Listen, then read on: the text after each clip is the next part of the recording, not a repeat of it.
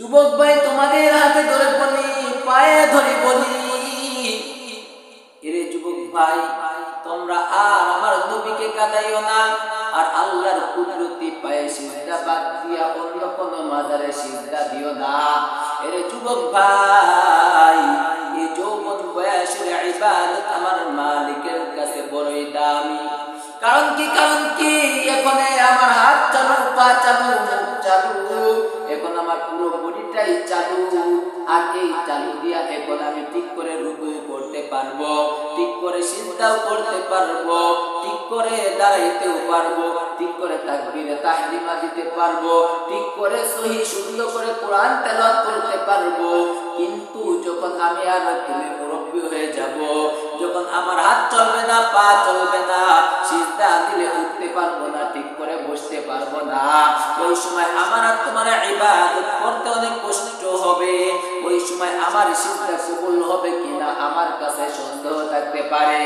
কিন্তু মায়ার নবী আমার রাহমাতুল লিল আলামিন এই উম্মতদেরকে জানা গিয়েছে, ও আমার উম্মতের দল, তোমরা যখন যৌবন বয়সে থাকো, যখন তোমরা যুবক থাকো, তখন তোমরা আল্লাহর বেশি বেশি সিজদা দিও, আল্লাহর কুদরতি পায়ে তোমার মাথাটা নত করে দিও, আল্লাহর কাছে চোখের পানি ফেলে ফেলে কান্না করিও।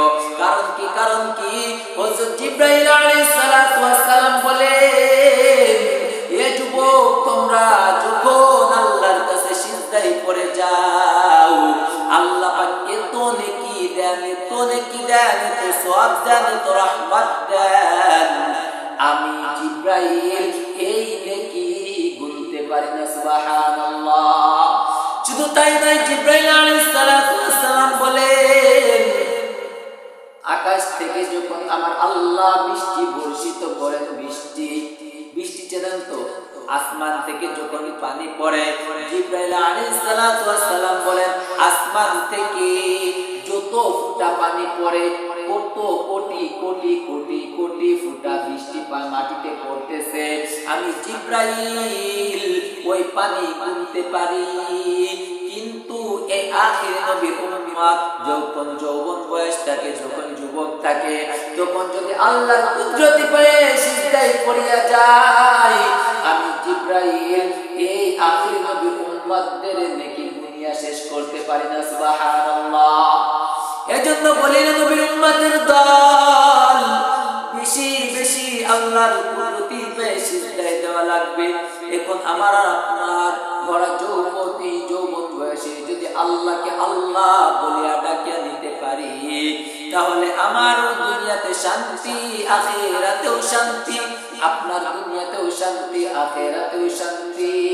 আর এখন যদি আমি আর আপনি এই যৌবন বয়সে, যুবক বয়সে যদি ইবাদত না করি, যদি আল্লাহর কুদরতি পায়ে যদি সিজদায় না পড়িয়া যাই, এখন আমি আর আপনি ঠিক করে রুকু করলাম না, সিজদা করলাম না, ঠিক করে আল্লাহকে আল্লাহ বলিয়া ডাক দিতে পারলাম না, আমি আর আপনি যখন দাড়িটা পাকিয়া যাইবে, যখন আমার আর আপনার বয়স 40-এর কোঠা পার হয়ে যাবে, ঠিক করে রুকু করতে পারবো না, ঠিক করে সিজদা করতে পারবো না, ঠিক করে সূরা পড়তে পারবো না, আমার আপনার নামাজ কবুল হবে কিনা সন্দেহ থাকবে।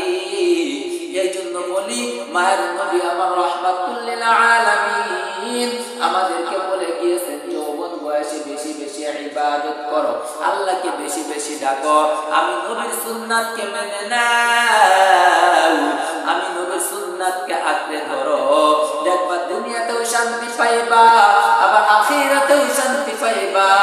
দুনিয়াতে তোমরা মান সম্মান অর্জন করতে পারবা, দুনিয়ার ভালো ভালো চেয়ারে বসতে পারবা, দুনিয়ার সবাই ইজ্জত দিবে, সম্মান করবে, কাল কিয়ামতের ময়দানে সুন্দর বড় জান্নাত পাওয়া যাইবা।